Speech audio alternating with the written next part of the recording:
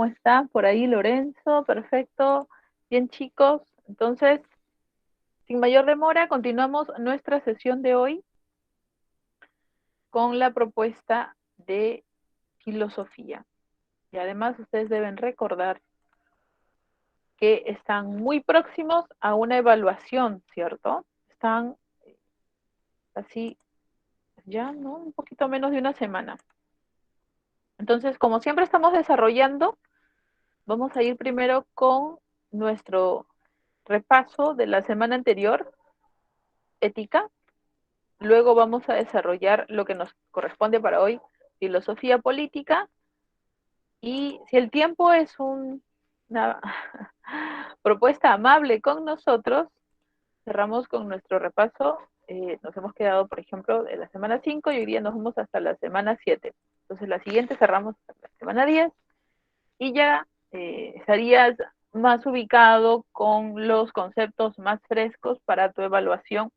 ¿Y hasta qué semana pues les van a considerar? Va a venir hasta lo que es la semana 14, que viene a ser la primera semana de lógica. ¿Sí?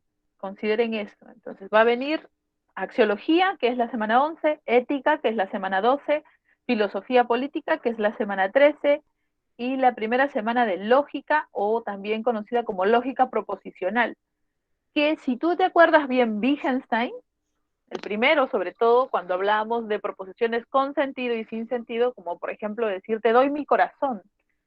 ¿Es un con sentido o sin sentido? ¿Recuerdas? Es un sin sentido. Porque según el primer Wittgenstein del Tractatus Lógico Filosófico, no estás diciendo nada, ¿no? Incluso ahí no estás describiendo el mundo, sino simplemente estás usando una pseudo proposición o como nosotros le llamamos un lenguaje connotativo, para decirle a alguien pues que estás enamorado, pero no dices nada según el primer Wittgenstein. Según el Wittgenstein del Tractatus, solo las oraciones tienen sentido, las proposiciones son realmente las que describen un hecho, es que reflejan algo tangible, real, demostrable. Y posterior a eso se puede traducir al lenguaje de la lógica. Por eso en lógica solo se aceptan oraciones que están en esta función, meramente referencial o descriptiva, ¿sí? Sino como se les llama pseudoproposiciones. Entonces, nada de tú eres la estrella que guía mi camino, pseudoproposición. Ni siquiera se le puede decir falso, sino es una mala proposición. Lo mismo para lógica, ni siquiera entra a la propuesta de la lógica. ¿Sí? Entonces hay que acordarnos de eso. Fácil, ¿no? Porque ahí, entonces todos los juicios de valor son eliminados. La ética eliminada, la religión eliminada. Para el Wittgenstein, primero, es muy estricto con el lenguaje. Y en cambio, ¿qué me dirían del segundo Wittgenstein? ¿Aceptaría un sí o un no? A ver, usando esta propuesta. Sí, claro, muy bien, Freddy. Porque para el segundo Wittgenstein, ¿no? Esta mención sería finalmente o tendría sentido en un juego del lenguaje. Sí podría decirle a alguien, te doy mi corazón, porque estoy queriendo decir, estoy enamorada. Exacto. Tendría sentido porque nos estaríamos entendiendo. Así que, ya saben, pueden hacer referencia a eso para recordar en lógica porque es idéntico casi. Solamente que le vamos a agregar símbolos. Cada vez que aparezca una correcta proposición, le vamos a poner una letra. Y cuando se relacionen las proposiciones, van a aparecer los conectores. Dependiendo del conector, depende la relación. Así de fácil. No es complicada la primera semana de lógica, que a veces se confunden en el reconocimiento de las proposiciones. Listo. Reconozcamos que vino la semana anterior, la semana 12 en ética. Mencionamos el origen de esta disciplina y llegamos a decir que es una disciplina moderna en el aspecto que solo va a estudiar la conducta del hombre que respeta la moral, o dicho, conducta moral del hombre. Es lo mismo. También diferenciamos la ética de la moral diciendo que la primera es práctica, son los principios, los valores, lo que tú reconoces como correcto. Y en cambio la ética, no. La ética se pregunta por qué estos principios son correctos, por qué esta manera de actuar, por ejemplo, yo la interpreto como un gesto noble en mi cultura, pero hago la misma, ¿no? La misma acción en otra cultura y puede ser una ofensa. Ah, es que tiene que ver con otros principios. Ya, eso no lo estudia la moral, sino la ética.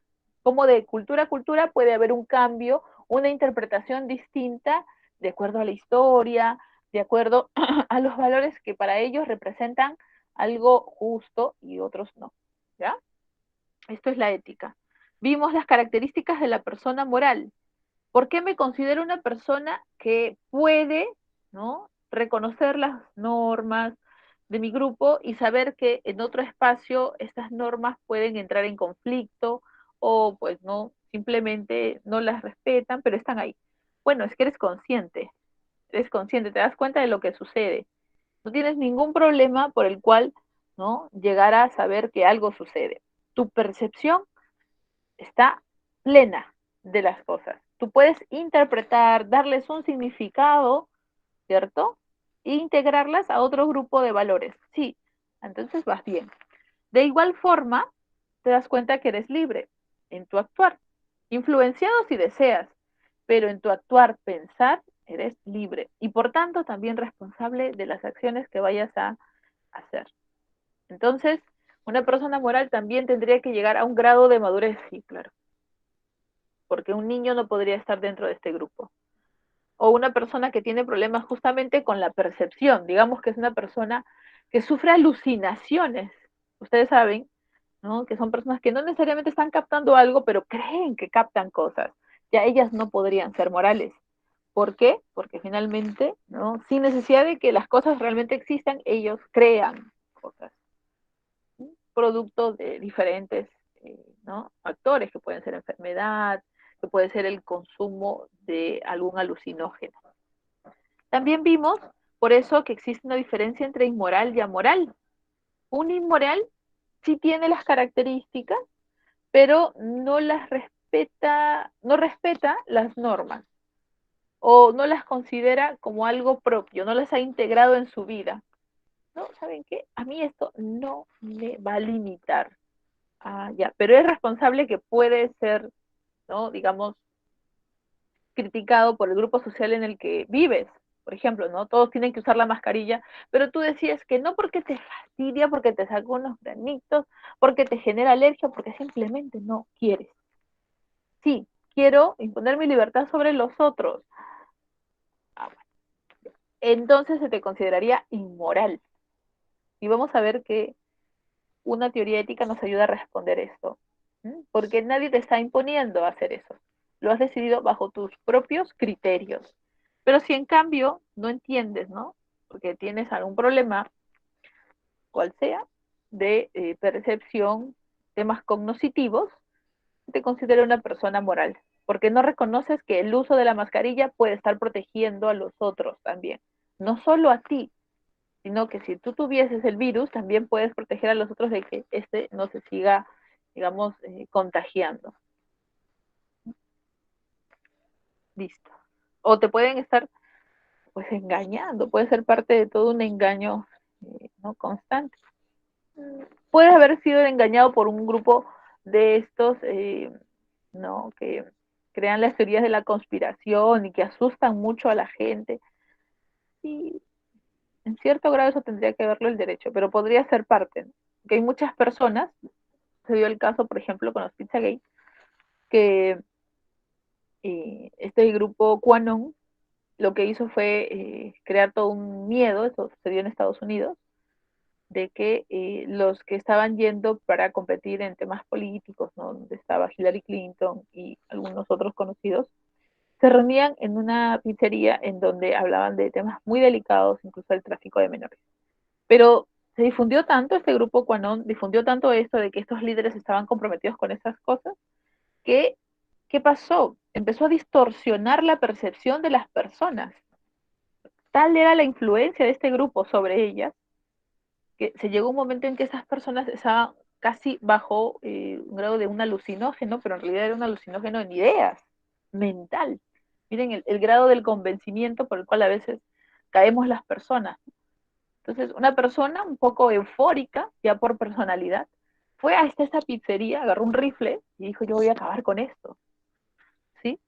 Pero, pues resultó que cuando llega a la pizzería se encontró solamente a otras personas consumiendo, pues, ¿no? Los productos que se vendían ahí, gente conversando, entró a la cocina, buscó arriba, no había nada. Pero toda esta conspiración de este grupo había hecho creer a él y a muchos otros que realmente se daba eso ahí. Entonces el problema ¿era moral? ¿Era inmoral? ¿O era amoral? Qué complejo, ¿no? Porque estaba convencido de eso. Y lo peor fue que después de ver esto, no dejó de creer en QAnon. Hay que tener con estos grupos hay que tenerles cuidado, porque vean, ¿no? La idea de convencer a las personas sobre esto, sobre incluso cosas que no suceden, que tú físicamente dices, no está sucediendo. Ellos dicen que sí. Es, es bastante peligroso, pero entra en conflicto con la ética también. Muy interesante. Yo les recomiendo que, si es que llegan a la lectura de uno de estos textos, pues lo puedan, ¿no? Les puedan dar una ojeada y revisar. Ahora, respecto justo de las teorías éticas y de imponer una propuesta sobre otras, la propuesta utilitarista, ¿qué nos diría? Que eso estaría mal. Por ejemplo, ¿por qué? Porque según el utilitarismo que vimos, nunca puede primar la decisión de un sujeto sobre el beneficio de un grupo mayor. Según la propuesta utilitarista, esto estaría siendo errado. ¿Por qué? Porque ellos afirman que siempre hay que maximizar el placer con el mayor beneficio de una cantidad grande de personas. A menos que tú me digas que este sujeto puede darle, ¿no?, una mejor o una calidad de vida plena a un grupo mayor. Claro, se perjudica a un grupo pequeño, digamos así, que él sea quien va a beneficiar a un grupo mucho mayor que ese de aquí, entonces él sí sería relevante para, ¿no?, salvarlo en una ética utilitarista. Pero si es que no, al contrario, tu propuesta individual, desde el punto de vista utilitarista, queda en un segundo plano frente a lo que desea la mayoría. Eso se dice desde esta ética. ¿Qué diría Kant? Eso no está bien tampoco, porque para Kant las acciones deben estar siempre dirigidas no por los fines que van a terminar dando como resultado. Entonces salvo a uno porque el resultado es que él va a ayudar a más. No, tampoco es siempre una ponderación de en dónde saco mejores cosas. Eso nunca, dice Kant. Eso está mal, eso te hace inmoral. Según la ética de Kant, una acción es buena porque desde que ha sido pensada, la voluntad, la motivación que la dirige, ya es buena. No porque haces una ponderación, estudio esto porque yo sé que va a venir. No, en ética no puedes hacer eso. Por eso Kant afirma que debemos siempre seguir a los imperativos categóricos. Pero yo no quiero ayudar a otro porque esa persona no es tan buena. Está mal eso que dices. Porque estarías diciendo que la persona es finalmente un objeto o se le puede juzgar así. Kant dice que a las personas se les debe considerar como personas. Tú dices que hay que ayudar solamente a los que pueden replicar tus actos. Yo ayudo al que ya tiene una tendencia solidaria y otra vez va a ser solidario y este es un círculo y todos terminamos siendo solidarios. Falso. Practicar las virtudes está más allá de los resultados. Sentirse bien es suficiente en el caso de Kant. Sentir que estás cumpliendo con un imperativo meramente racional. Yo ayudo porque es mi deber hacerlo. ¿Y puedo replicar esta acción en cualquier parte del mundo y va a seguir siendo buena? Sí, el imperativo categórico tiene esa característica esencial. Si quieres más allá del tiempo, lo puedes practicar de aquí a 500 años y va a seguir siendo válido. Creó unas formulaciones éticas que son válidas, él las creó en la época de la Ilustración y seguimos usándolas aún en el siglo XXI. Porque es una ética meramente racional. Respeta la universalidad y la dignidad. Eso es el imperativo categórico. Las voluntades racionales que empujan las acciones éticas. Y en cambio, dice Aristóteles que esto no es correcto del todo, que más bien cumplimos las acciones éticas por el fin que sí perseguimos, ¿no? Miren, Aristóteles unos varios siglos antes, acuérdense más o menos el siglo cuarto antes de Cristo, afirma que si somos éticos es porque lo hacemos en nuestra comunidad y con el fin de sentirnos bien. Yo cuanto más justo soy, más honrado, he estado practicando día con día, pues me voy a sentir mejor. Hago estas acciones porque en mi comunidad me van a ver como alguien respetable, noble, como alguien que, digamos así, puede ser hasta un ejemplo. Y yo me siento bien con eso. Entonces la ética de Aristóteles se le llama ética eudemonista, que significa en búsqueda de la felicidad, ¿no? Así como la película. Ahora, entonces, si yo cumplo una virtud que es valor, es lo mismo, lo hago porque finalmente domino algo que no me hace sentir bien, que es tu parte irracional. Cuando dominas esa parte irracional, estás a un paso de ser feliz. Ahora, ¿lo dominarás a la primera? No, constante hábito, ahí, ¿no? Repetición, hasta que te sale muy bien, como los ejercicios, ¿cierto? La práctica hace el maestro. Eso dice Aristóteles. Las virtudes éticas son la guía a la felicidad, pero son una constante práctica de buscar el término medio. ¿Y el término medio será igual para todos los casos? No. Siempre hay que poner ahí un hincapié. Tampoco es una fórmula. No creas fórmulas como si las propone Kant, que es el deber y más allá de las personas a las que ayudes, tu familiar, tu peor enemigo, un caso de vida o muerte, pandemia, siempre va a valer para Kant. Para Aristóteles no. Para Aristóteles hay que evaluar las situaciones. Por eso él dice ponderación, tratar de ubicarte en el término medio. ¿Listo? Con eso nos vamos a las preguntas. Y aquí estamos. Señale lo correcto respecto de la ética. ¿Qué estudia la ética?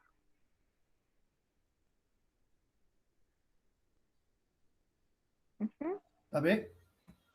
Perfecto, gracias Freddy. Estudia la conducta moral del ser humano. Muy bien. Para Tomás, todas las virtudes se adquieren por medio del hábito. Es por ello que todos los días practica la amabilidad, pues considera que solo por medio de la práctica alcanzará la excelencia o casi la felicidad. A ver, el accionar de Tomás, ¿con qué ética estaría de acuerdo? Del deber no, porque es Kant.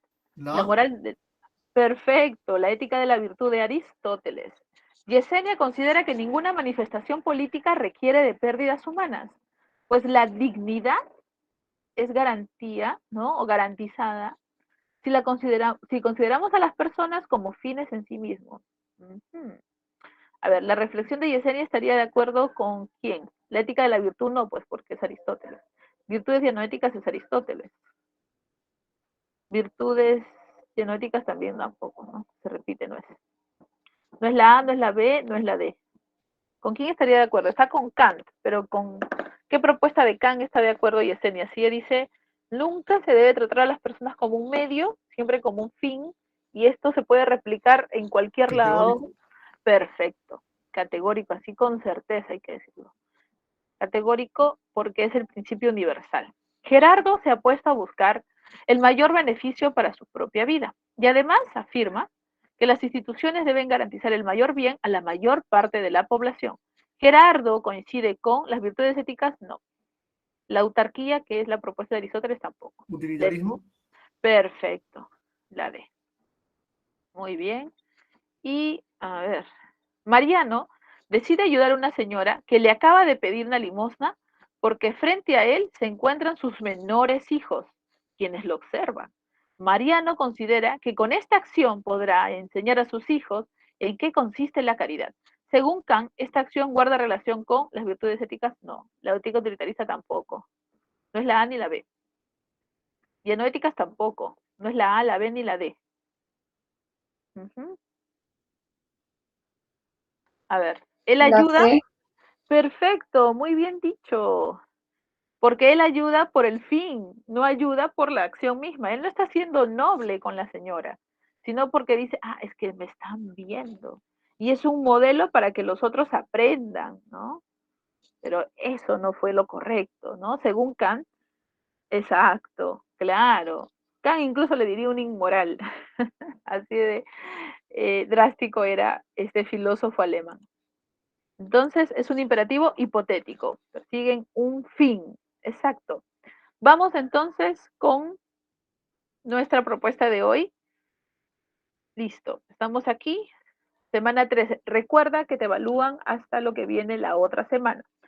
Filosofía política, vamos a hablar sobre a qué se refiere y vamos a presentar a 3 filósofos de cada época, 3 de la filosofía moderna y 3 de la filosofía contemporánea. No te asustes, van a hablar de lo mismo, por eso los hemos dividido en 2 grupos grandes. Uno sobre de dónde nace el Estado y otros cómo nace el poder. Así de sencillo. Y son propuestas contemporáneas que nos hablan del tema del poder, el tema de cómo se debería ordenar una sociedad. En cambio, en la época moderna se hablaba más de una justificación de por qué seguimos viviendo en una sociedad así.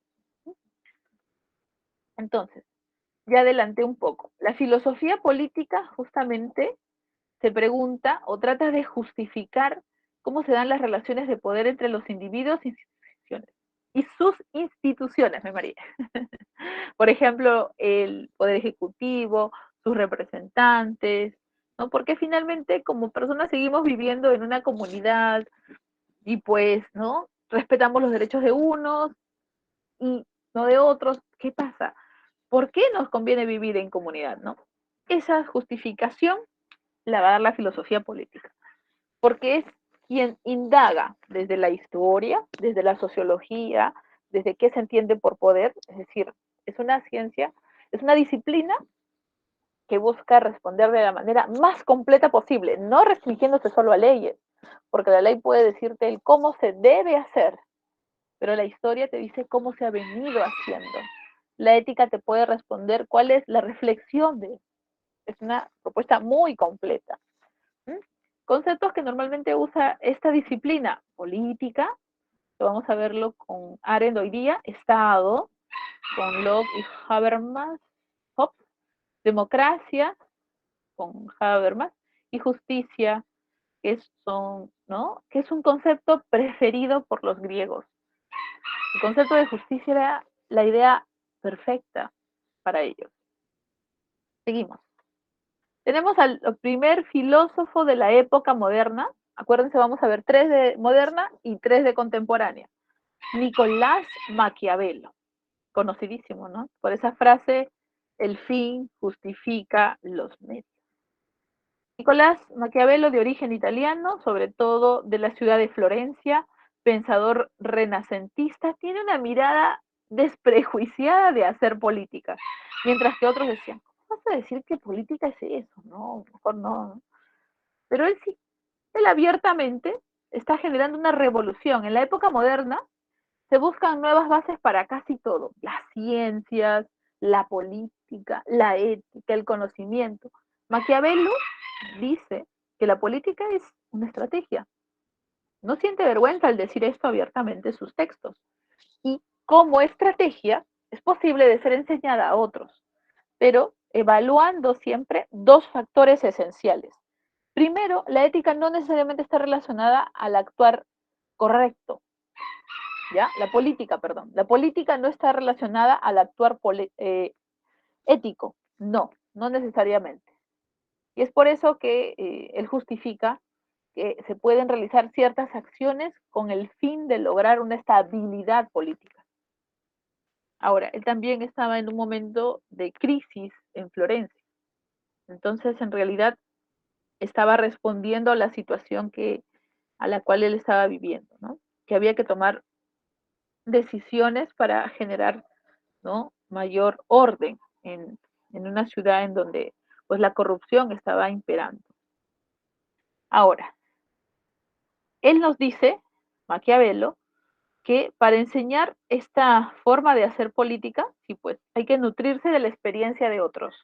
Él escribe este famoso texto, El Príncipe, dirigido a quien un momento va a gobernar, con el fin de que él conozca cómo a otros les ha ido y aprender de ellos. Ahora, por eso dice que es una virtud, ¿no? Que se puede aprender. Y es una virtud que debe el gobernante ir entrenándola, considerando, como les dije, 2 principios o 2 habilidades que debe dominar quien en un futuro se va a dedicar a realizar esta labor de hacer política. Primero, por eso le dice al futuro príncipe, tú debes ser virtuoso o aprovechar la coyuntura o las circunstancias que tienes. Es decir, virtuoso para saber analizar la situación. Si estás en una propuesta de pandemia, conflicto bélico, ¿no? Guerra civil, también atente al medio en el cual te estás moviendo. ¿Cómo vas a proponer algunas ideas pacíficas completamente en un medio que está siendo conflictivo? Como que no es acorde, ¿no? Entonces, tú tienes que también moverte en el terreno en el cual, ¿no? Ves alrededor que todo el mundo lo está haciendo. Primera virtud. Segundo, dice Maquiavelo que deberías también aprovechar las habilidades con las que naturalmente naces. A eso se refiere la fortuna. Entonces, si el príncipe tiene una tendencia a caer bien, a agradar a las personas, a ser simpático, entonces, ¿qué diría Maquiavelo? Ah, pues opaca a tus habilidades con tu buena gracia. No, usa las dos. La buena gracia es un primer paso, pero no acompañada de una correcta estrategia, adiós. Por eso los dos son factores esenciales en la experiencia política, afirma Maquiavelo. Y es así como un futuro gobernante debe manejarse para, uno, llegar al poder y dos, para mantenerlo. Afirma que el medio principal para obtener y conservar el poder debe ser el engaño. Y no es algo nuevo. El engaño o lo que los otros quieren querer ver. Porque el mismo Sun Tzu en el libro El arte de la guerra siempre también menciona que no solo se debe ir al conflicto, sino evaluar las situaciones. Por ejemplo, afirma que antes de enfrentar a un ejército se debe evaluar cómo están ellos frente a quien los dirige. Si ellos se sienten convencidos de quien está dirigiendo, ¿no? Ellos lo apoyan. Si ellos discrepan y están desunidos, no hay problema, le dice Sun Tzu. Ataca. ¿Por qué? Porque ellos, en su momento, simplemente cuando vean que la situación no va bien, se dispersarán. Pero si todos van convencidos, actuarán como uno solo. Entonces, también dice, evalúa lo mismo que Maquiavelo. ¿Ven? Entonces, se puede aprender de la experiencia política. Listo, dejamos esto y pasamos al siguiente filósofo, Thomas Hobbes. ¿Mm?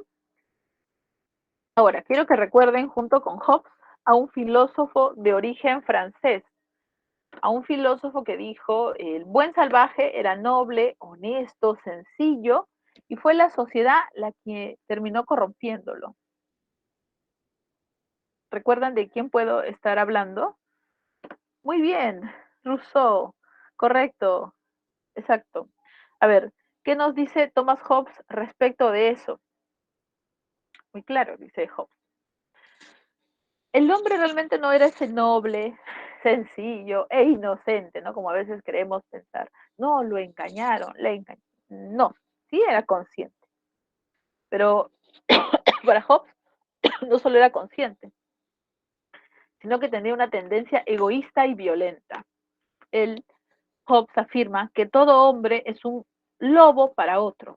Ovo homini lupus.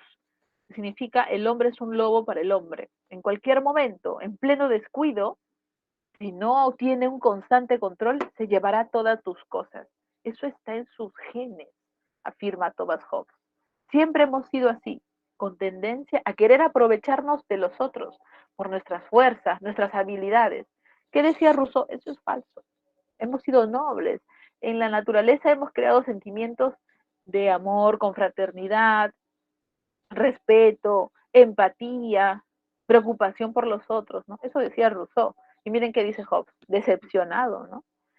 ¿Y qué más afirma Hobbes? Dice, antes de la sociedad existió un hipotético, ¿ya? Hipotético estado de naturaleza. Y como encima tenías a seres humanos que eran conflictivos por, ¿no? Por sus tendencias naturales, Pues este era un estado de guerra y de permanente amenaza de perder la vida, porque cualquiera podía hacerte daño. Pues, ¿cómo puedes controlar personas que tienen una tendencia así? Y entonces, ¿qué hacemos conviviendo, no? Si finalmente vamos a querer hacernos daño. Es así que Hobbes dice, se hace necesario crear un Estado. ¿Para qué? Para controlar a estos hombres violentos. Entonces,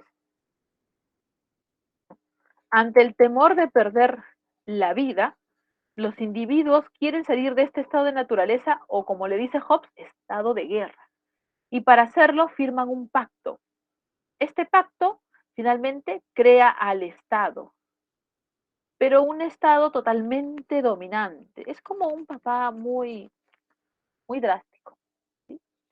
Se le va a llamar el Leviatán. Y él va a decir quién hace, quién no hace. Tiene el poder completo. Los individuos han renunciado con este pacto incluso a defenderse, a la violencia. Todo ha sido delegado a este soberano, que si él desea, ejerce la violencia para tranquilizarnos. ¿Por qué? Porque nosotros somos con tendencias egoístas. Pero a cambio de crear a este rey o soberano llamado el Leviatán, hemos ganado algo muy importante, la tranquilidad. Porque él no va a querer que nosotros peleemos, ¿no? Es tan fuerte que nos puede dominar, pero lo hemos creado con el fin de que todos estemos tranquilos. Entonces, para eso fue creado este Leviatán. A esta forma de gobierno se le llama absolutista, porque la libertad se le entrega en absoluto a este Leviatán. Solo hay una salida con esta forma de gobierno. Si él se torna violento, los individuos nuevamente pueden, en este caso, ¿no?, atentar contra él, digamos así, retornar a ser violentos, porque él está rompiendo la primera regla. No puede, ¿no?, quitar la vida a otros. Puede ser violento, no quitar la vida, porque ahí estaría perdiendo toda legitimidad. Entonces, por más que sea absoluto, no puede quitar ese derecho. Siguiente. Tenemos, aquí está, miren, acuérdense, Hobbes ha pasado por el estado de naturaleza, se firmó el pacto y apareció el Estado. ¿Qué dice Rousseau? También existía el estado de naturaleza, pero a diferencia de Hobbes, los hombres eran buenos, libres y compasivos, ¿no? Se firmó el pacto y se creó un Estado, pero para Rousseau el contrato social significó renunciar a los intereses privados y se ganó una voluntad general. Viene un tercer y último filósofo para la época moderna. Tenemos la propuesta de John Locke. John Locke afirma que el Estado apareció, pero tiene otros fines. También, miren lo que aparece acá. Le llama un contractualista. ¿Por qué? Porque también afirma que hubo un estado de naturaleza, un contrato y luego aparece el Estado. Hobbes, lo mismo. Naturaleza, pacto, Estado. Rousseau, igual. Buen salvaje, estado de naturaleza, contrato social, Estado. Los tres afirman la misma línea, pero diferencian a cómo es nuestra naturaleza y a lo que posee naturalmente el ser humano. Para Hobbes somos naturalmente agresivos, egoístas, ¿sí? Una guerra de todos contra todos. Para John Locke vamos a ver una diferencia. ¿Y cuál es? Que todo hombre, desde que nace, antes que exista la sociedad, ya tiene tres derechos esenciales: la vida, la propiedad privada y la libertad. Es decir, antes que exista el Estado, yo ya tenía esto, y el Estado, ¿qué debe hacer? Proteger, nada más. Puede ir contra todo, menos contra estos derechos que existen antes que cualquier gobernante, que cualquier institución, ya existen estos tres derechos contigo. Por eso, a la propuesta de John Locke, ¿no?, que está muy convencido de que hay que proteger a estos derechos, él afirma que los individuos salen del estado de naturaleza convencidos que puede haber agentes que por imponer su derecho sobre otros hagan que unos pierdan, ¿no? Digamos, lo que es natural en ellos. Entonces, los individuos deciden organizarse con el fin de proteger a los derechos. Nadie va a ser un libre intérprete de mi libertad vale más que la tuya. para John Locke las libertades tienen el mismo peso, son iguales los derechos. Y es por eso que él dice, con el fin de que todos se protejan en sus derechos, pues formemos un Estado. Pero más que Estado se va a llamar sociedad civil, que va a tener a un representante, que va a ser su gobernante. Pero John Locke aclara, nunca el gobernante encima de los gobernados. No como Hobbes, que ellos no podían controlarse y el Leviatán les iba a dirigir como un papá. No acá. La propuesta de John Locke se llama liberalismo y afirma sobre todo que el individuo sabe que es lo mejor para él, pero pues necesitaba esa organización para hacer valer sus derechos sin que nadie, ¿no?, los opaque. El gobernante va a hacer eso, va a hacer que cada individuo tenga la misma, eh, digamos, prevalencia en sus derechos, ¿sí? Iguales, todos mismos. Esa va a ser su principal función. Y, ¿no? Por eso se firma este pacto entre las personas. Pero si este gobernante, por azares del destino, quiere imponerse y quiere irse contra los derechos naturales, pues resulta que cuando se firmó el pacto también se firmó una salida que se podía pasar, ¿no? Entonces, ¿qué hicieron? Se ganó un cuarto derecho y es el derecho a la rebelión. En el caso de que los gobernantes quieran imponer lo que a ellos les parece, como si ellos fueran los papás de todos, existe el derecho a rebelarse para retirar a esos gobernantes y finalmente volver a un control. Entonces, de esa forma, John Locke estaría diciendo es una protección este cuarto derecho hacia los otros tres, porque ningún gobernante puede imponer su forma de criterio como única. Siempre debe estar en coordinación con la sociedad, nunca encima, sino en un diálogo. ¿Qué es lo que luego van a afirmar en la época contemporánea los otros filósofos? Listo, chicos, hemos terminado con la propuesta moderna, con Hobbes, Locke y Maquiavelo, y ahora pasamos a la propuesta contemporánea, y comenzamos con una filósofa, creo que muy pocas veces hemos mencionado filósofas, bueno, esta es una de ellas, filósofa de origen alemán, pero con un origen en ideas judío, ¿m? Llamada Hannah Arendt, y que nos va a definir qué es política. Ella dice un concepto muy, muy interesante sobre cómo nace una persona dos veces. Y ella dice así, una persona tiene un nacimiento biológico, que todos sabemos, eso es obvio, pero el segundo nacimiento de las personas se da en la esfera pública. Y es necesario que las personas dominen el discurso en la sociedad en la que viven, no para hablar necesariamente, sino para hacer notar sus ideas, ¿no?, que pueden estar a veces en contraste con lo que opinan algunos otros. Pero eso, saber decir esto, les da un segundo nacimiento. Es a través de la palabra en donde el individuo aparece en la esfera pública. Es el segundo nacimiento tan importante como el primero. Y a veces no se da, sí puede. A veces algunos individuos han sido privados de dar su opinión, por tanto no llegan a ese segundo nacimiento tan importante. ¿Mm? Y es por eso que para Arendt, hacer política es una actividad. No vienen los libros, sino igual que Maquiavelo, dice, es una experiencia, es un hacer. ¿Mm? Entonces ella afirma que no es otra cosa que un diálogo. Miren qué fácil. Política es dialogar. Sencillo, ¿no? Pero política no es lo de los gobernantes. Política somos todos. Política es tomar una decisión. Política es elegir. Eso es política, ¿no? Entonces, ella agrega otro concepto más. No solamente es el diálogo, sino es llegar a un consenso a través de ese diálogo. ¿Entre quienes? Los individuos de una comunidad, los individuos de un distrito, los individuos de un país. Eso es realmente hacer política.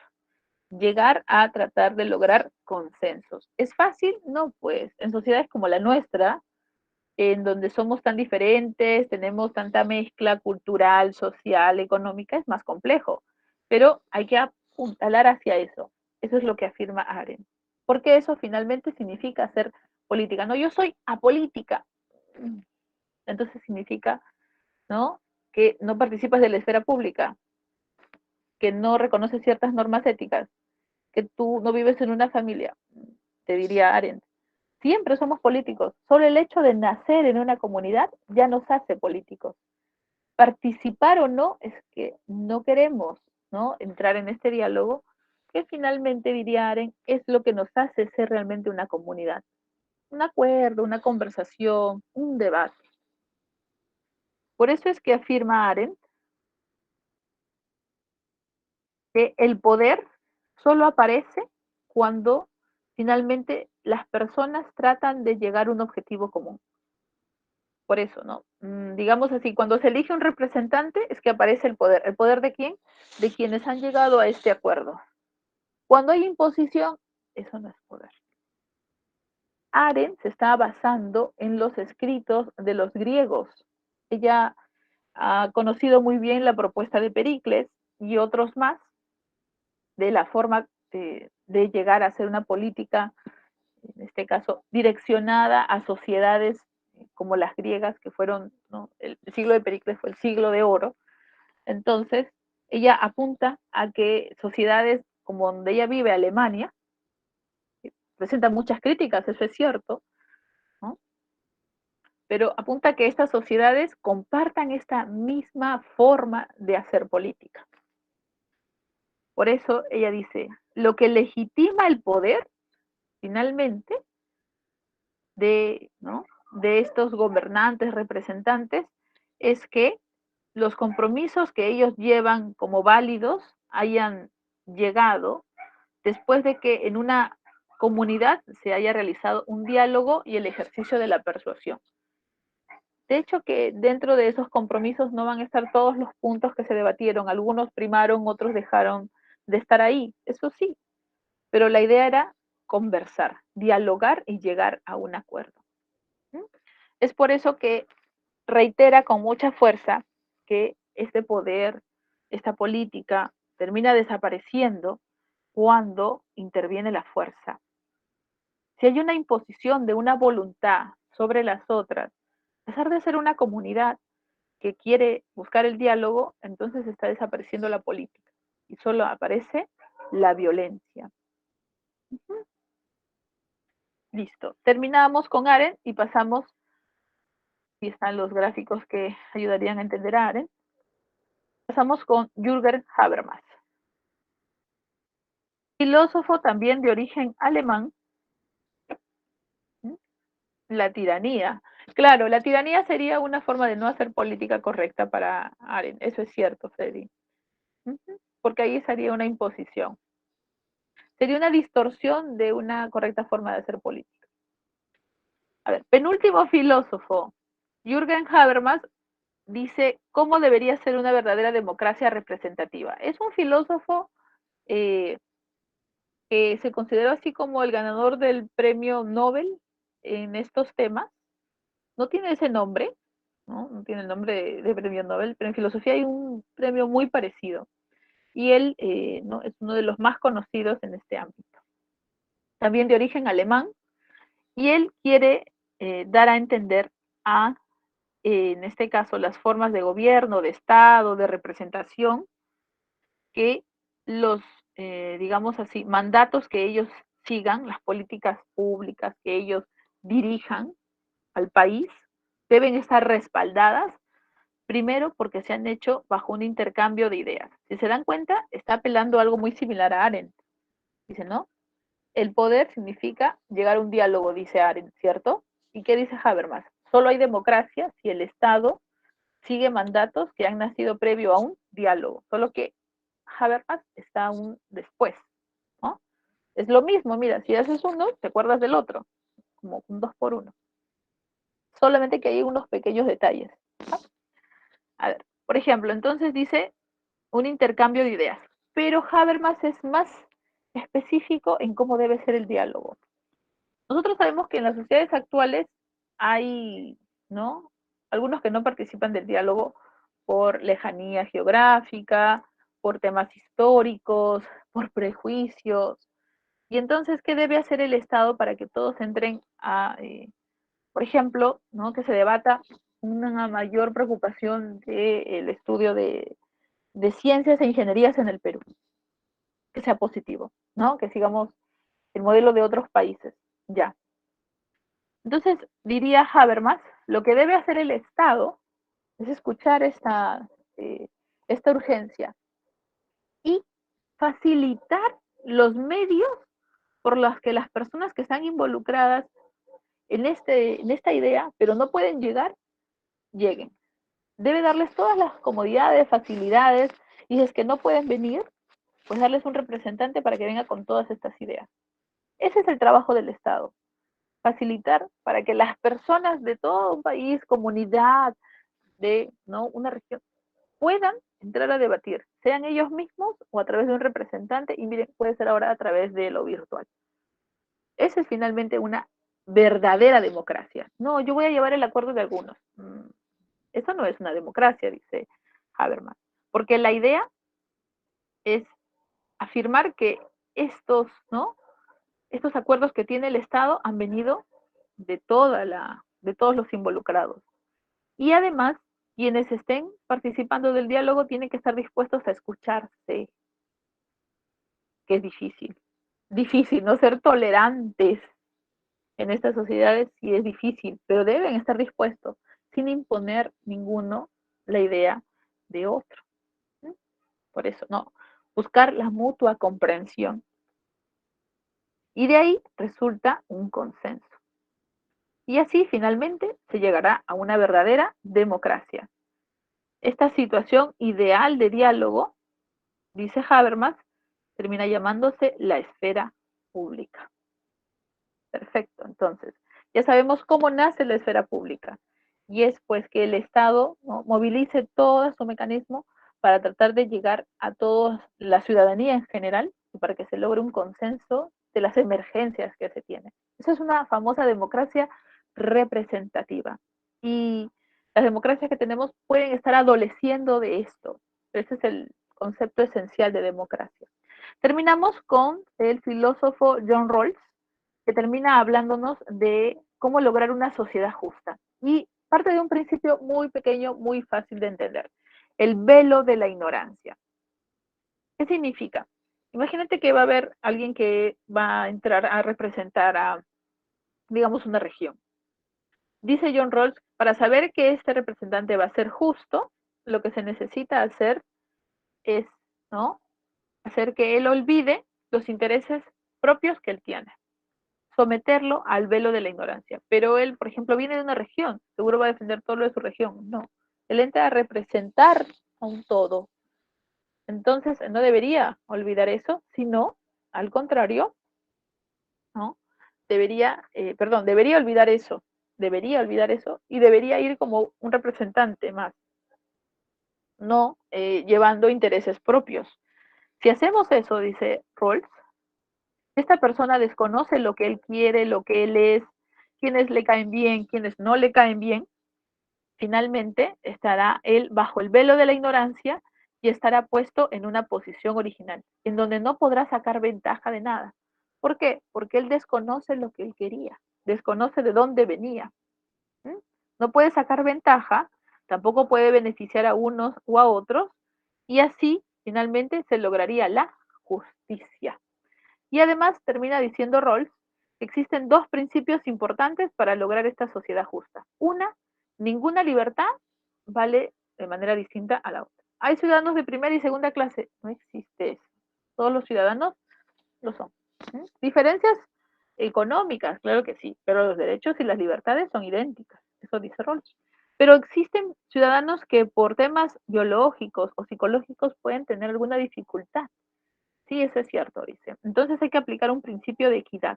¿Qué significa? El Estado debe conocer estas diferencias cognitivas o fisiológicas y debe darles las vías o los medios para que ellos tengan la misma participación en sociedad que los que no tienen ninguna dificultad. Y de esa manera estarías llegando a una verdadera sociedad justa. Se llama una discriminación positiva. Digamos que hay pueblos originarios en el Perú que mucho tiempo se han visto apartados de que se les reconozcan sus necesidades. Rawls diría que se les debe escuchar con primacía a ellos, ¿no? Y reconocer sus necesidades, porque por mucho tiempo han sido ¿no? apartados. Entonces se les debe dar una real importancia, no descuidando otras ideas, pero sabiendo que hay que llegar a darles una equidad con el fin de que todos tengan un mismo punto de partida. Si no, pues, ¿no? Digamos así, nunca se va a poder realmente llegar a esta sociedad justa, que significa equilibrio. ¿Listo, chicos? Quedamos hasta aquí entonces con la propuesta de los filósofos políticos y como lo prometido es deuda, nos vamos al repaso. Listo, estamos aquí. Acuérdense, desde la semana 5 hasta la semana 7. ¿Qué hicimos en la semana 5 cuando iniciamos con la propuesta de la filosofía moderna? Bueno, mencionamos, por ejemplo, ¿no? A la propuesta de René Descartes y el racionalismo, que decía que todo se originaba desde la razón, y además Descartes llegó a crear un método conocido como la duda metódica, que con él mismo llegó a confirmar su propia existencia como un ser físico, como un ser tangible, falso. Él descubrió que somos primero el proceso mental del pensar.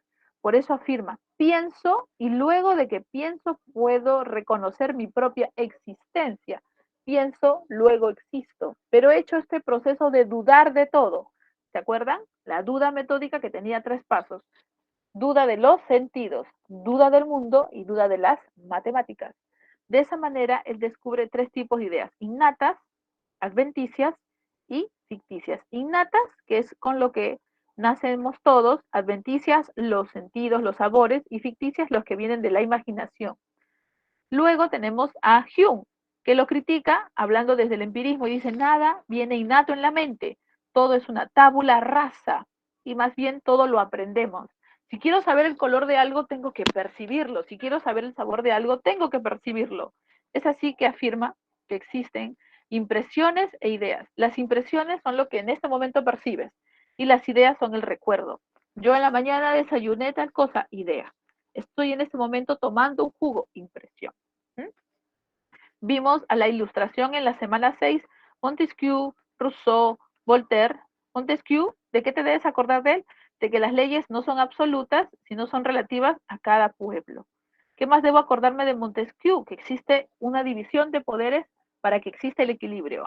Ejecutivo, legislativo, judicial. Si uno de ellos desaparece, se pierde finalmente el respeto incluso a proteger la libertad de los ciudadanos. Deben existir los 3 porque se vigilan y además coordinan entre ellos.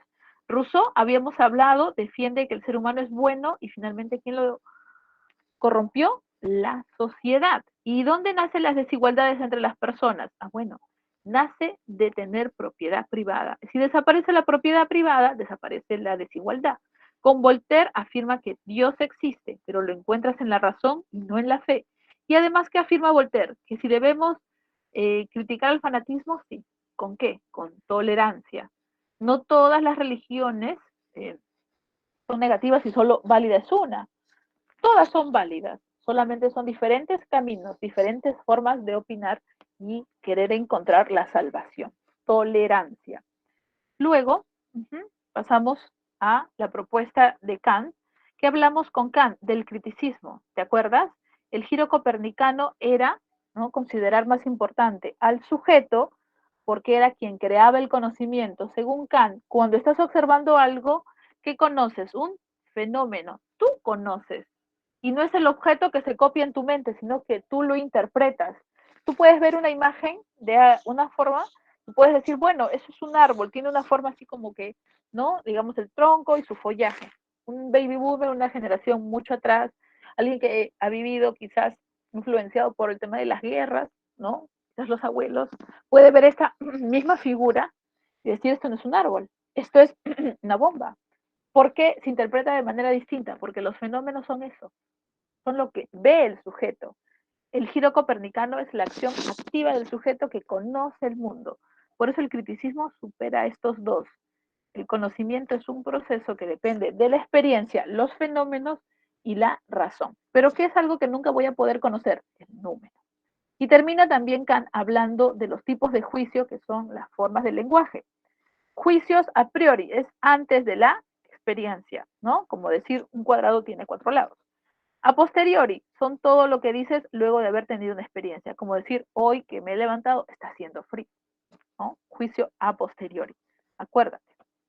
Y terminamos con Hegel, quien afirmó que existe el famoso método de la dialéctica, que consistía de 3 partes, tesis, antítesis y síntesis. Recuérdate que la síntesis puede volverse tesis.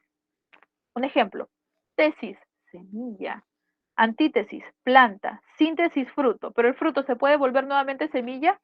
Claro que sí. Y esta semilla nuevamente mantiene el movimiento.